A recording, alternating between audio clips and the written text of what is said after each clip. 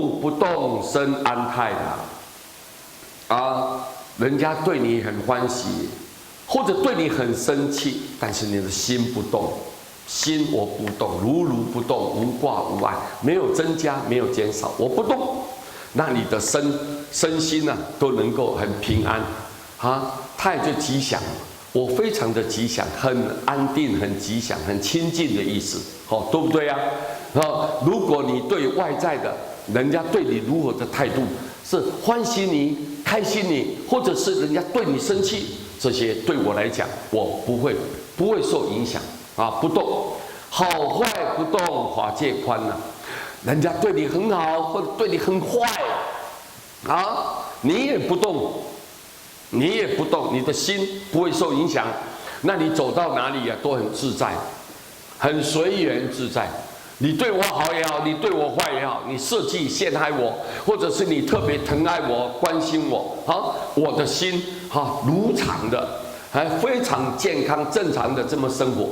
我走到哪里，各位都通畅无阻啊。通畅无阻，我不会有任何，还有心里面好像一直，如果对我们好，有一天如果稍微不好，马上就生气要报复，很多人有这种动作。各位，那你的心啊就忽好忽坏，这个很不好的。所以我们修行生活不是为别人而活的，你为了自己的解脱而成就的，对不对啊？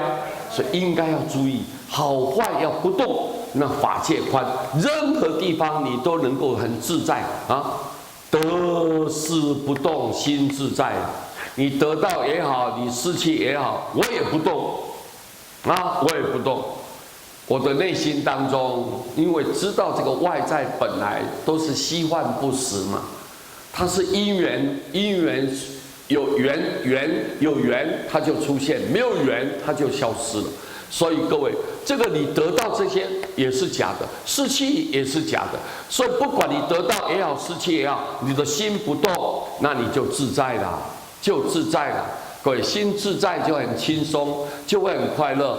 各位，对不对啊？你就自自然然的不受影响，不起烦恼，就自在就不起烦恼了。好，称毁不动，人家赞叹你也好，诽谤你也好，说你很不好，故意栽赃。故意抹黑，对不对？那这样子你也不动，心不动，不受影响。那佛果现，心一清净就是佛啊，心清净就是佛，不起烦恼，你的智慧就增长。你自然你的心跟佛呢相应，跟佛就相应。所以很简单的一句话，提供给各位参考：修行你一定要着重，你的观念一定要在这个地方。